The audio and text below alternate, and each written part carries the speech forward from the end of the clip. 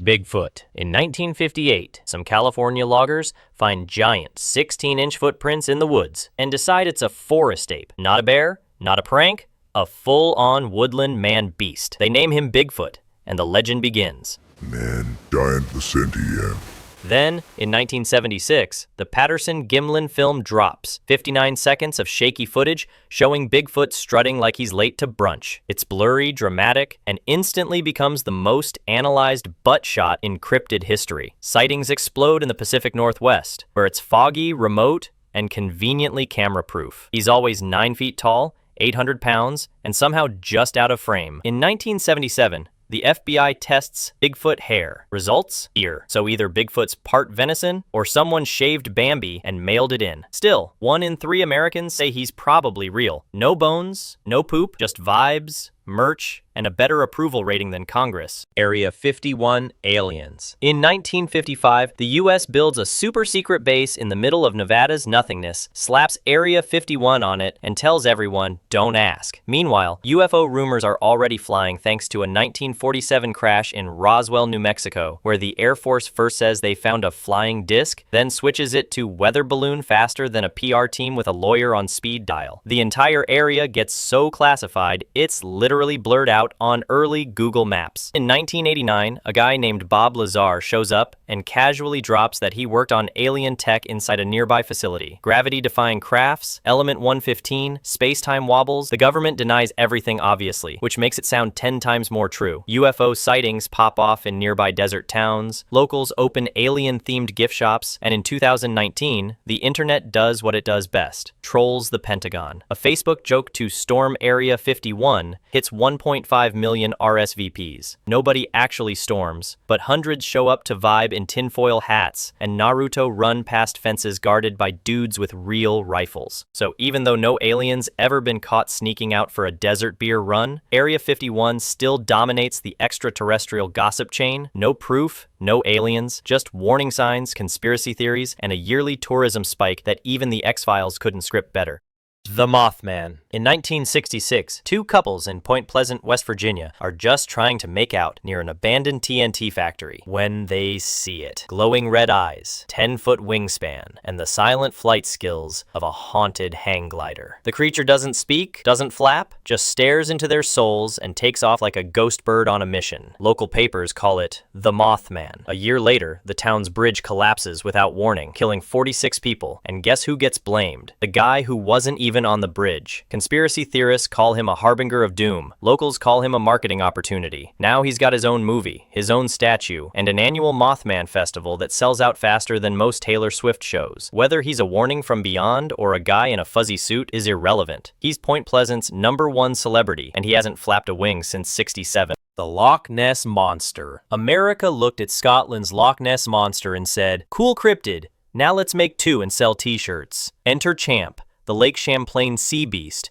and Tahoe Tessie, her West Coast cousin with serious branding potential. Champ's first alleged cameo happens back in the 1600s, when colonists see something big, weird, and vaguely snake-shaped, and immediately decide it's not a log, but a monster with personality. By 2000, over 300 sightings are on record, including one sonar hit in 2003 showing a 15-foot moving blob under the lake. Could be a prehistoric relic, could be Gary's inflatable kayak. No one knows, but local tour boats are all in. You can now pay $40 to maybe see ripples caused by wind, fish, or your own expectations. Still no bones, still no poop, just vibes and merch. Champ and Tessie may not be real, but their hustle is legendary. The Chupacabra. In 1995, Puerto Rican farmers report a bizarre string of livestock deaths. Goats, sheep, and chickens found drained of blood with no clear bite marks or tracks. Locals name the culprit El Chupacabra, which translates to goat sucker, and the legend takes off faster than a conspiracy YouTube channel. Early reports describe a reptilian creature with glowing eyes, spines down its back, and the personal hygiene of a sewer goblin. As the panic spreads, so do the sightings. Across Texas, Arizona, and deep into Mexico. Over time, the monster's look evolves into something more like a hairless dog on a bad acid trip. Biologists eventually test supposed Chupacabra corpses and trace the DNA to sick coyotes suffering from mange. Doesn't matter. To the believers, the science just adds to the cover-up, because clearly, the real goatsucker is too smart to get caught licking fence posts. And just when the cryptid craze hits full speed, the ghost of a US president shows up in the White House hallway. Abraham Lincoln's ghost. Abraham Lincoln may have died in 1865,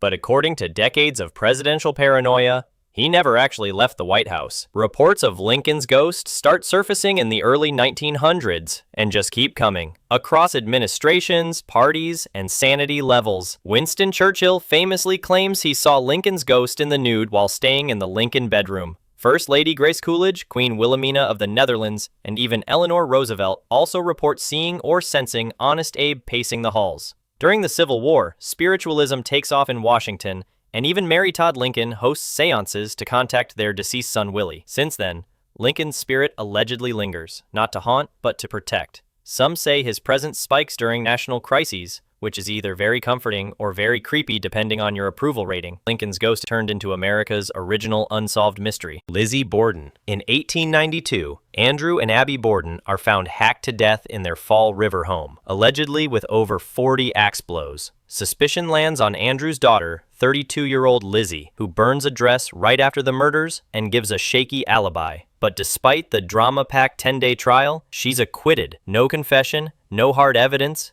just vibes. Still, a creepy rhyme, Lizzie Borden took an axe, locks her into pop culture infamy. Instead of skipping town, Lizzie stays in Fall River for 35 more years. Locals ghost her, but she throws theater parties like it's no big deal. When she dies in 1927, her old house eventually becomes a bed and breakfast, with axe murder-themed rooms. Guests can sleep where the bodies dropped, and yes, there's merch. True crime podcasts walk, but Lizzie Borden runs, as America's first viral murder suspect. The Bell Witch. In 1817, the Bell family of Robertson County, Tennessee reports knocking sounds, disembodied voices, and invisible slaps, all allegedly caused by a spirit calling itself Kate. Over the next 4 years, the entity relentlessly targets patriarch John Bell, cursing him with illnesses and sleep paralysis before allegedly poisoning him to death in 1820. The haunting becomes so famous that future President Andrew Jackson reportedly travels to the Bell farm with an armed entourage, only to retreat after experiencing unexplained phenomena. His carriage refused to move, and one of his men claimed an unseen force punched him in the face. That was enough for Jackson. The Bell Witch legend becomes America's first viral ghost story, pre-YouTube, pre-radio, and definitely pre-TikTok. It inspires 19th century pamphlets, 20th century horror films, and 21st century ghost tours that somehow still charge $29.95